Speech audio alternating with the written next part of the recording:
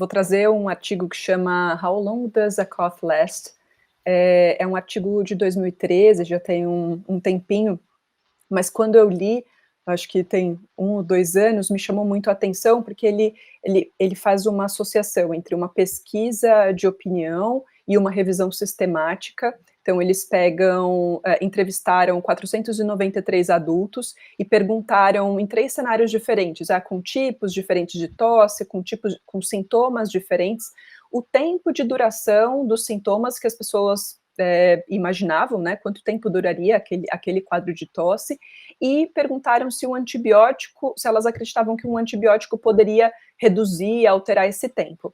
Eles, em paralelo, fizeram uma revisão sistemática e pegaram 19 estudos observacionais e ensaios clínicos que avaliavam, entre outras coisas, a história natural, o tempo de duração desses quadros de tosse agudos, né? E essa revisão identificou que o tempo médio de duração desses quadros era de 17,6, 18 dias, e eles encontraram que em 86 a 95% dos pacientes persistiam com tosse após 8 dias do início do quadro. A pesquisa de opinião encontrou que, para a maior parte das pessoas, para a maior parte dos entrevistados, o tempo de duração esperado era de 5 a 7 dias. Então, o que os autores concluíram é que existe uma disparidade de expectativa do que os pacientes esperam de tempo de duração e a história natural desses quadros de tosse, e isso pode estar relacionado com uma prescrição maior de antibióticos e também de retornos desnecessários aos serviços, né? Os autores também concluíram e propuseram que os médicos precisavam comunicar sobre essa possível persistência de tosse de 2 a 3 semanas, aconselhar piora, né, aconselhar retorno, se tiver realmente piora dos sintomas, sinais de alarme, febre, um escarro sanguinolento, avermelhado, né, ou mesmo uma alteração do padrão respiratório, uma dispneia. O que o estudo não fez, e aí foi um bias que eles colocaram, é avaliar o conhecimento dos médicos em relação à história natural. Então, isso ainda é um gap de pesquisa que pode ser interessante entender do ponto de vista dos médicos quanto tempo é que eles acreditam. Para mim, o que foi mais interessante desse estudo é que muitas vezes a gente comunica esse tempo, né, tem uma duração de 7 dias, em 7 dias isso vai melhorar. E os quadros de tosse podem persistir por mais tempo. Então, para mim, a prática que isso muda é que eu comecei a falar mais que, bom, olha, os quadros de tosse podem tranquilamente durar até 3 semanas. Legal, Aline. Eu fiquei aqui pensando o quanto, na nossa sociedade moderna hoje, falar que vamos esperar mais do que a gente acha que ia demorar, né, para melhorar uma tosse, isso não causa um monte de impacto, né? As pessoas querem tudo para agora, ontem. Então, de 7 dias que você tem ali de média, o sujeito esperaria 5, e aí ele já quer uma resolução em 3 dias, obviamente, né? Então, ninguém quer ficar esperando a tosse melhorar e passar. E eu acho que alinhamento de expectativa é muito importante, inclusive para a gente evitar retornos desnecessários aos atendimentos, evitar sinais de alerta que foram relegados ali para outros problemas também, caso essa tosse dure mais tempo ainda. Então, eu ia te perguntar uma coisa, Aline. Quando você tem um paciente ali que está com 2, 3 semanas de tosse e está insistindo que quer alguma medicação, foi lá, usou, sei lá, xarope, sei lá que das quantas, qual a sua estratégia? Você faz alguma coisa específica? Poxa, pergunta capciosa. Mas geralmente assim, olha, quando não tem, né, não tem sinal de piora, é realmente aquela tosse persistente, né, Covid deu muito isso, né, sei lá, traqueobronquites, coisas desse tipo.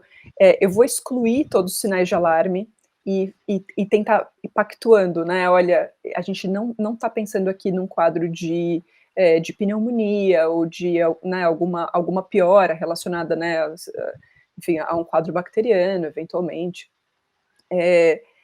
Entrar com uma medicação aqui pode ser desnecessário, principalmente um antibiótico e tal, né? Então, eu costumo ir fazendo essa conversa e detalhando, né? Eventualmente até mostrando evidência de que quadros de tosse aguda podem persistir mesmo, né, em relação a em decorrência de um quadro viral mesmo, né?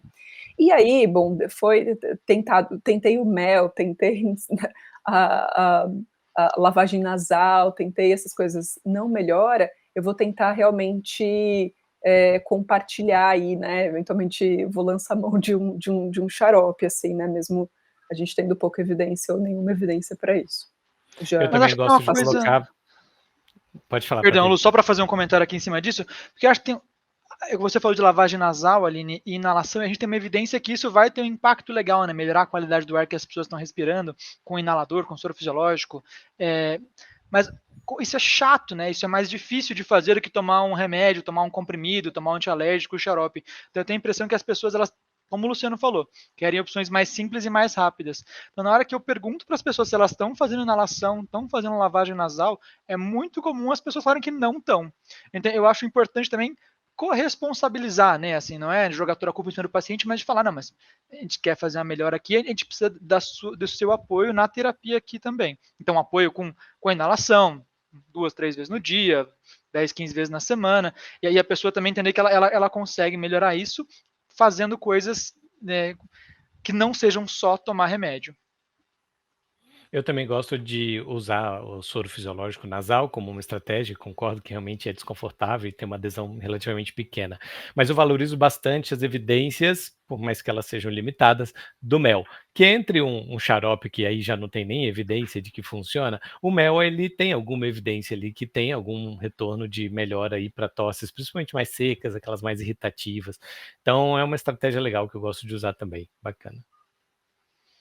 Bacana. Aline, se tivesse que, então, resumir em uma frase para os teus colegas no pronto-socorro que estão lá recebendo o paciente de retorno de tosse de 7, 10 dias, doutor, não passa tosse, o que você recomendaria assim, né?